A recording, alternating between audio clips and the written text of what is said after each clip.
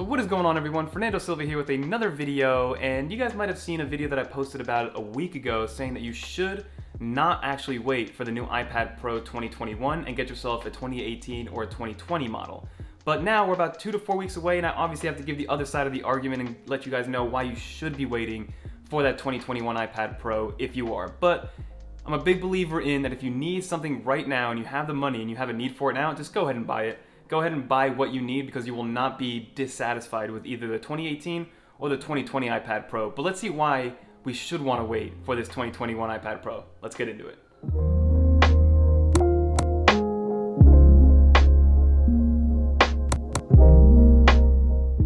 So to make this video flow a little bit better, I'm going to give you guys 5 main reasons why you should wait and hold off, that 2 to 4 week mark for this iPad Pro 2021 to be launched. And reason number 1 is going to be design. And according to a lot of the rumors, like Jon Prosser, Mac rumors, things like that, apparently the design is actually not going to change much at all, right? It's supposed to get maybe a tad bit thicker because there's a couple other things they're going to add that might need a little bit more battery, so you get that full, 10 hours of battery life for the iPad Pro. But from a design standpoint, it's going to stay relatively the same. And the reason I say this is a good thing is because if you are already in the iPad Pro world, let's say you have a 2018 or a 2020 and you're looking to upgrade, you might already have a Magic Keyboard, you might already have accessories for that size iPad Pro, and it seems to be, at least from a accessory standpoint, maybe not cases, but keyboards and things like that, they'll still work perfectly fine with a new 2021 iPad Pro, so you won't have to shell out another $350 for a new Magic Keyboard when it does come out. So I look at that as a positive because I do love the design. When it changed back in 2018, it's kind of still has that cool industrial futuristic design, at least in my opinion, right? Because it took a little while longer for it to come to the iPhone, so now it's slowly getting that cool, edgy, straight line form factor that the rest of the Apple lineup is probably going to start to adopt pretty soon. So design being the number 1 reason that you should hold off is that I don't think there's going to be a big design change and you don't have to worry about different accessories moving forward. And now let's talk about reason number 2. And reason number 2 has to be the display. And if you guys know, I always tell everybody that the number 1 accessory people should get for an iPad is a screen protector. So definitely check out channel sponsor Paperlike in the description below, always the first link. But again, the main reason why people use an iPad is because of that big, beautiful touchscreen, right? And apparently we're moving from a regular LCD display, which already for LCD displays was an amazing display even 3 years ago when the 2018 one came out. So now they're moving to a mini LED, which isn't really an OLED. It's not an LED TV or technology. It's actually just smaller LCD pixels, which gives you a lot better contrast ratio. So it'll stop from giving you the OLED burn, but still give you probably 99% of what OLED gives you from a brightness and contrast perspective. So that's the idea with the mini LED.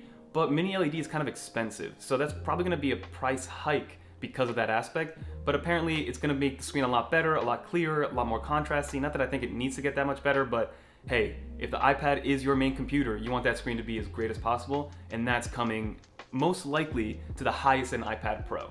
So that's what we're looking at from a design perspective on the front side on the display. Again, no visual changes, but on the back end, you're going to have that mini LED display, which hopefully it does come, and we'll see and kind of compare the difference between the 3-year-old regular LCD display that's on the current iPad Pro or the 2018 iPad Pro, and then this new mini LED one. And now reason number 3 why you might want to hold off for this new 2021 iPad Pro is the power that it's going to have, right? So earlier this year, I believe it was actually late last year, we got the iPad Air 4, which brought the A14 chip in the iPad. It's the first iPad to have that chip, and it ran great for the price, for the size, for the battery efficiency. It gave us a lot of great things, but again, it wasn't that big of a difference from the A12X or the A12Z. At least not in day-to-day tasks that I personally see, right? So I think with the new chip that's coming out, it's probably gonna be the A14X or Z. They're gonna add more GPU, they're gonna add more RAM, so I'm thinking 6 to 8 gigabytes of RAM, but there's also rumors saying that this new chip is gonna be different from what's on the iPhones because it's supposed to be as strong and as powerful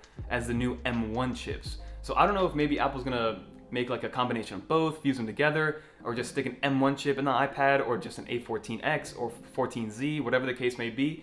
But this thing is gonna be really, really powerful and very, very quick. Now, again, the biggest argument with the older iPads is those were already beast machines, and there's nothing that I've thrown at it where it starts to hiccup on me, right? So how much power do you really need moving forward? Yes, you're gonna future-proof yourself for a long time with that iPad Pro, and it's gonna be very, very powerful, but you wanna actually put yourself in the shoes and figure out what use cases you personally see yourself using this extra power and extra RAM and extra horsepower, I guess you would say, with this iPad Pro. But this thing is going to be an absolute beast from a power perspective. And just to talk about a little bit more of the specs internally, like I said, it's probably gonna have 6 to 8 gigs of RAM, maybe even 12 gigs, even though I highly doubt that. Knowing Apple, they like to keep their gigs on a low level because they just mastered proficiency and efficiency with low power hardware. But also we're getting rumors that we're gonna get 5G on the iPad Pros, which to each their own. You know, I use my iPad mostly indoors. Before the pandemic, I did wish that I had data on my iPad Pro, because I was always out and about in New York City, in meetings, and just wish I could just use data to get onto the internet. But now, in this situation, I don't mind not having data and having to pay that extra, whatever it is, $10, $15, $20 a month to have that service.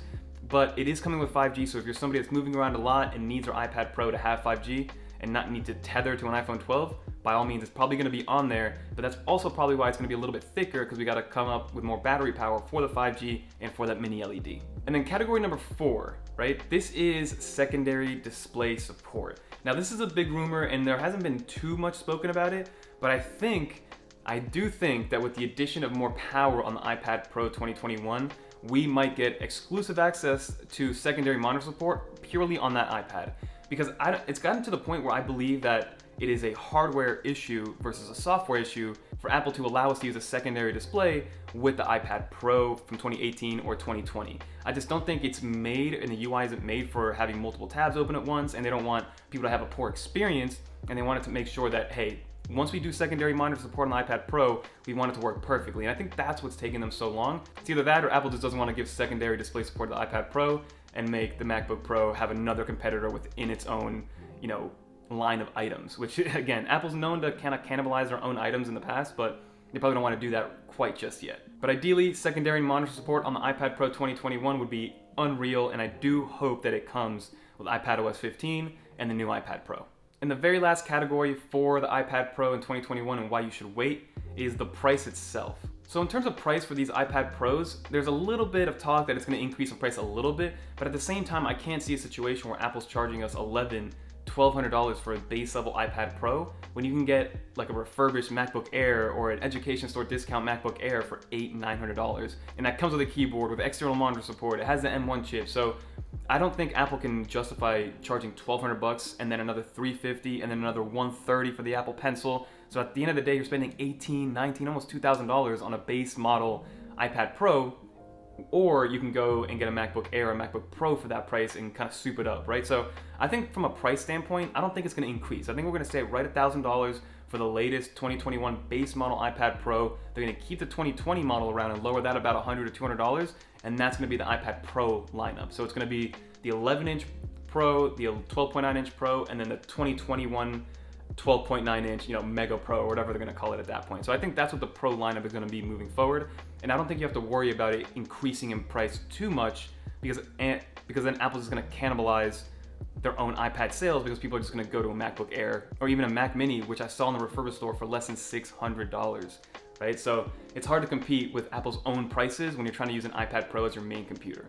But those are my 5 main reasons as to why you should wait to get this iPad Pro. I think it's gonna be really cool from a design standpoint. It's not gonna be revolutionary, but internally it's just gonna be a beast. It's gonna be another amazing tablet. Apple's just gonna stretch their lead even farther in the tablet market because there isn't anything much else like an iPad right now. Yes, I know that Samsung makes their Tab S7 Plus, and I've heard pretty good things about it, and I do kind of want to get my hands on one of them just to test it out and kind of see how it compares having an Android operating system versus iPadOS, because I've never had an Android tablet before, or at least not one that I use regularly.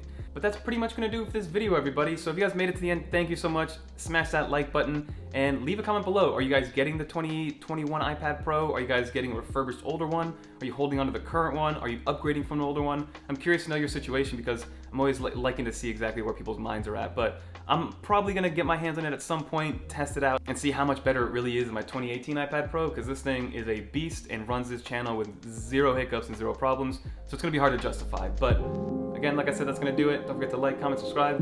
Peace.